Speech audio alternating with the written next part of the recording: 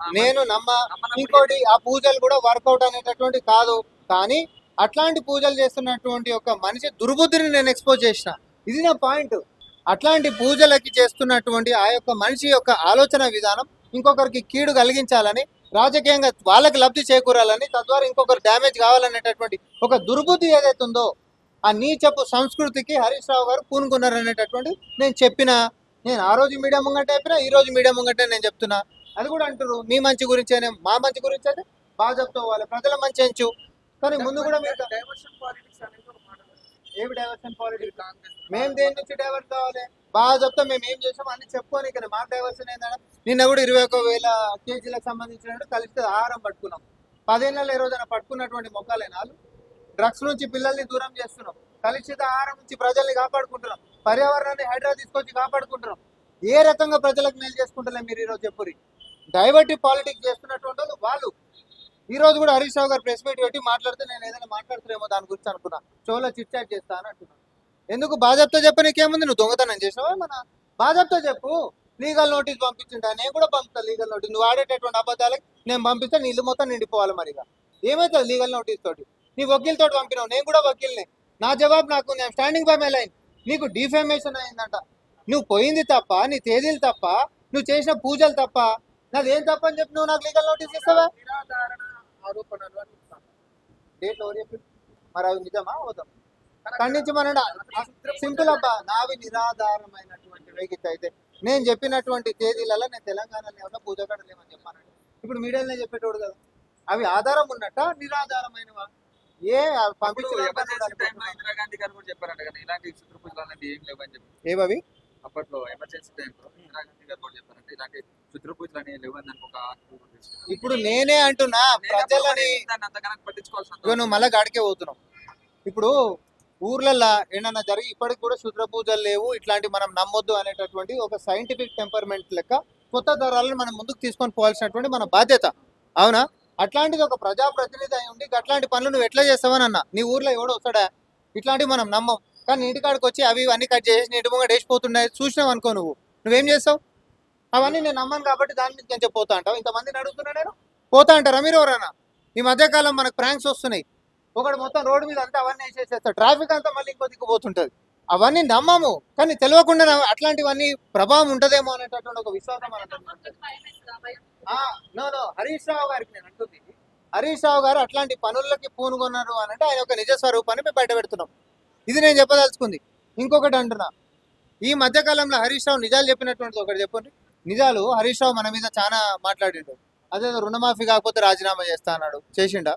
లేకపోతే నీళ్ళకి సంబంధించి చేసి ఆడ గేట్లు ఓపెన్ అయి ఉంటే లేదు తోడొచ్చి నీళ్ళు ఆడ ఆగుతున్నాయని చెప్పి మాట్లాడాడు. అయ్యేటటువంటి విషయమా?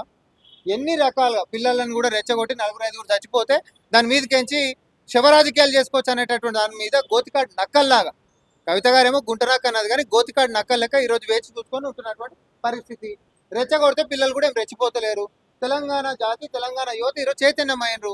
ఒకప్పుడు అంటే కిరోసిన్ డబ్బా పిల్లల చేతులలో ఉండే, అగ్గిపెట్టే వీళ్ళ చేతులలో ఉండే. ఇప్పుడు పిల్లలు తెలివికి వచ్చారు కాబట్టి వీళ్ళు రెచ్చగొట్టగానే అన్న కిరోసిన్ డబ్బా నీ చేతిలో పెట్టుకో, అగ్గిపెట్టే నా చేతిలో పెట్టని అడుగుతున్నారు.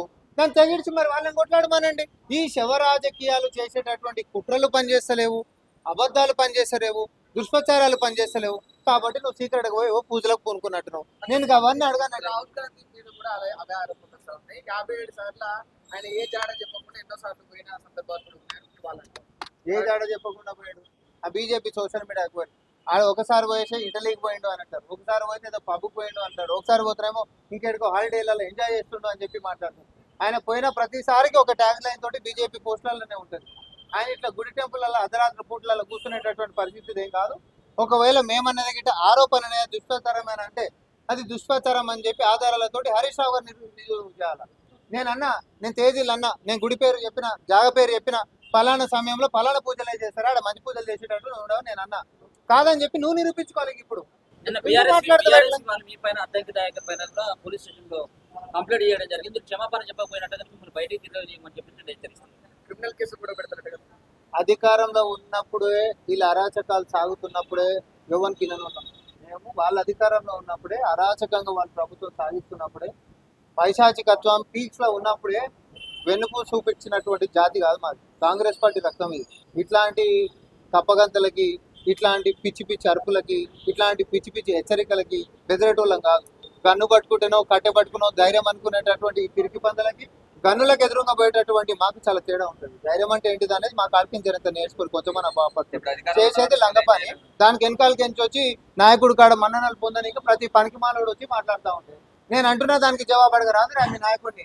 సార్ ఊకే మనం వాళ్ళతో ఎందుకు మాటలు పడాలి సార్, అదేదో చెప్పరాదు అని చెప్పి అడుగురి, మీ చిత్తశుద్ధి ఏందో తెలిసిపోతుంది.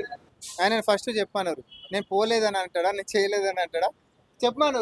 ఇమీడియట్ గా అన్ని అస్త్రాలు మేము ముందే వదిలిపెట్టేసేసి ఏముంటది. ఒకవేళ పోలేదు అని అంటే ఏమన్నా ఆధారాలు అనుమానం అబ్బా, అంటే అనుమానం. ఫస్టే పోలేదు అంటే డేట్లు ఇచ్చినాం, ఆ. ఇప్పుడు మళ్ళీ పోలేదాను ఇంకేం ఇస్తామేమో. మీరు దగ్గర ఉండి చూసినట్టుగా మాట్లాడుతున్నారు ఎవరు మీరే అంటే అంటే మీ ఆగోర విషయం నాకే వచ్చింది సోషల్ మీడియాలో. సి నేనేమంటున్నా అంటే రాజకీయాలలో ఉన్నప్పుడు ఒక ఉన్నత స్థానంలో ఉంటున్నప్పుడు ఇట్లాంటి చెండాలపు పనులు మీరు చేయొద్దు అనేటటువంటి నా సందేశం అంతే, ఇక్కడ వేరేదేం కాదు. నేను వ్యక్తిగతమైన మాట్లాడలే, వాళ్ళ కుటుంబ సభ్యులని నేను మాట్లాడలే, ఆ మాట్లాడేటటువంటి వ్యక్తి నేను కాదు. నాకు పరిమితులు ఉంటాయి. కానీ రాజకీయ క్షేత్రంలో మీరు ఉంటున్నప్పుడు ఒకరు సర్వనాశనం అయిపోతే మేము బాగుపడాలనేటటువంటి ఉద్దేశం మంచిది కాదు. ఒకరు చచ్చిపోతే మేము అధికారంలోకి రావాలనేటటువంటి ఉద్దేశం మంచిది కాదు. గత చరిత్ర కూడా హరీష్ రావు గారిది గిట్ట తీసుకుంటే అగ్గిపెట్టే మచ్చాను ఉత్తగా అన్నారు కదా ఈయనని. ఎందుకోసం అంటారు అగ్గిపెట్టే హరీష్ రావు గారు అని పేరు ఎందుకు వచ్చింది నాకు అని అంటే రెచ్చగొట్టడము, తర్వాత ఆత్మ బలిదానాన్ని ప్రేరేపించడము, తర్వాత పిల్లలు చచ్చిపోయిన తర్వాత దాని మీదకేంచి అధికారంలోకి రావడం, ఇమీడియట్ గా ఉద్యమ పార్టీకి మా శక్తి రాజకీయ పార్టీ అని చెప్పి చేతులు దులిపేసుకోవడం. ఇది నేను కనిపెట్టింది కాదు కదా, ఇది మీరందరూ అయితే మనం చూసినటువంటిదే కదా. నువ్వు మల్లన్న సాగర్ ముంపు ప్రాంతం ప్రజల్ని ఏం చేసినావు తెలియదా? మీ రాక్షస పరిపాలన తట్టుకోలేక చితి పేర్చుకొని చచ్చిపోయినరు. చితి పేర్చుకొని అదే ఇంట్లో చచ్చిపోయినటువంటి చరిత్ర. నువ్వు ప్రాణాలు పోతే దాన్ని ఆస్వాదించేసేసి అధికారంలోకి ఎట్లా రావాలని కుట్రలు చేసేటటువంటి హరీష్ రావు నీవు ఎక్స్పోజ్ అయినావు. నేను మళ్ళీ చెప్తానా, నువ్వు ఎక్స్పోజ్ అయినావు. నువ్వు క్షమాపణలు అని అంటున్నావు. నీ జేజం వచ్చినా నీకు క్షమాపణలు చెప్పేటాడు ఎవడు ఉండదు.